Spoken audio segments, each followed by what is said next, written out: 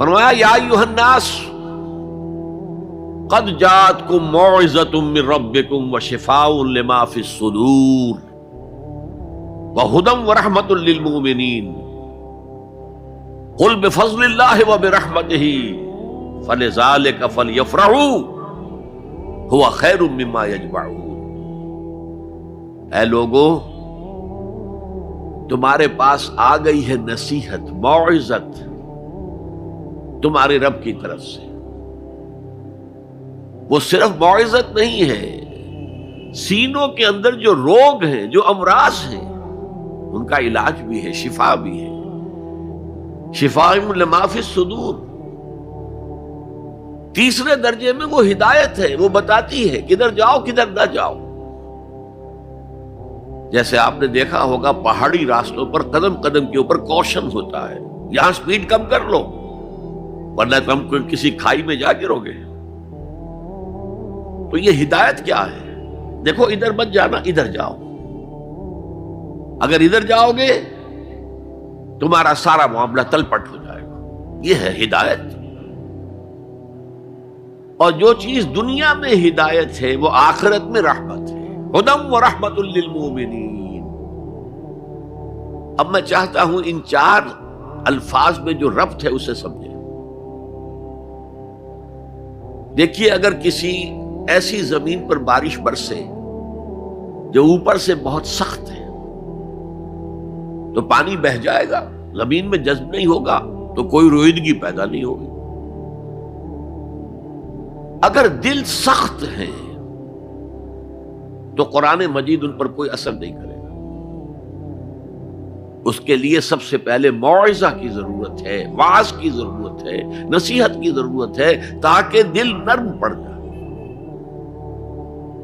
انسانی دل جب سخت ہوتے ہیں تو ان کی سختی چٹانوں سے زیادہ ہوتی ہے۔ سورہ بقرہ میں فرمایا ثم قست قلوبکم فہی کالحجارۃ او اشد قسوہ۔ یہودیوں سے خطاب ہے، ثم قست قلوبکم من بعد ذلک فہی کالحجارۃ او اشد قسوہ۔ اے بنی اسرائیل، تمہارے اس طرز عمل کے نتیجے میں تمہارے دل سخت ہو گئے اور اب وہ پتھروں سے زیادہ سخت ہے۔ لہذا سب سے پہلے ضرورت کیا ہے؟ دل کی زمین کو نرم کیا جائے، اس میں ہل چلایا جائے۔ یہ کام ہے موعظہ کا، وعظ کا، نصیحت کا۔ ہمارے معاشرے میں کسی زمانے میں وعظ کا بڑا رواج تھا،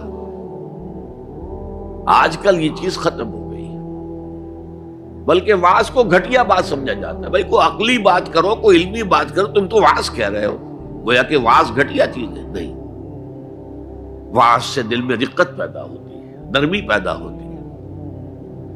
تو قرآن مجید ہی سب سے بڑا موعظہ ہے۔ ہم نے بدقسمتی سے کیا کیا، جب وعظ کہے جاتے تھے تب بھی مثنوی مولانا روم سے، ضعیف احادیث سے، واعظ دستان زنو افسانہ بند، واعظ بڑے اونچے اونچے ہاتھ چلا کر اور افسانہ جو ہے بیان کر رہا ہے، لیکن اس کا حال کیا ہے؟ از خطیب و دیلمی گفتار اوست، با ضعیف و شاذ و مرسل کار اوست۔ وہ خطیب بغدادی یا دیلمی کی جو احادیث ہیں، جو سب سے گھٹیا درجے کی کتاب حدیث کی، سب سے کم تر درجے کی کتاب حدیث کی، ضعیف کتابوں کے یوں سمجھئے کہ بہت بڑے مجموعے، وہاں سے وہ حدیثیں لا رہا ہے۔ الضعیف و شاذ و مرسل کار ہو، ضعیف حدیث، شاذ حدیث، مرسل حدیث سے وہ بیان کر رہا ہے، قرآن سے اس کا کوئی تعلق۔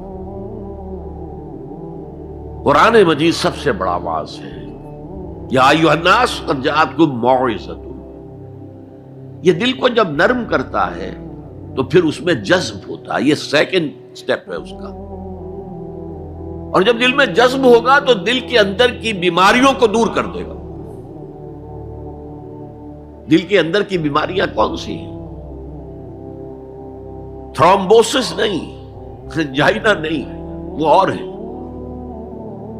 وہ دل کی بیماریاں جن کے لیے قرآن شفا ہے، وہ ہے تکبر، حسد، حب مال، حب دنیا، حب جاہ، حب شہرت، یہ ہیں وہ چیزیں کہ جو اصل ہیں، جو دل کے امراض ہیں، ان سب کو جڑ سے نکال کر پھینک دے گا قرآن حکیم۔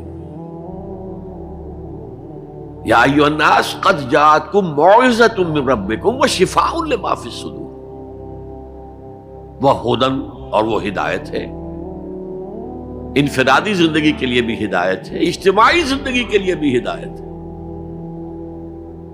کبھی اگر سورہ فاتحہ پر آپ غور کریں جو ہماری نماز کا جزو لازم ہے، تو ہم پہلے کہتے ہیں الحمدللہ رب العالمین الرحمن الرحیم مالک یوم الدین ایاک نعبد و ایاک نستعین، یہ ہدایت تو ہمیں پہلے ہی ملی ہوئی ہے۔ پھر جو ہم کہتے ہیں اہدنا الصراط المستقیم، اللہ کو ہم نے پہچان لیا، اسے رب العالمین مان لیا، اسے رحمان مان لیا، اسے رحیم مان لیا، اسے روز جزا کا حاکم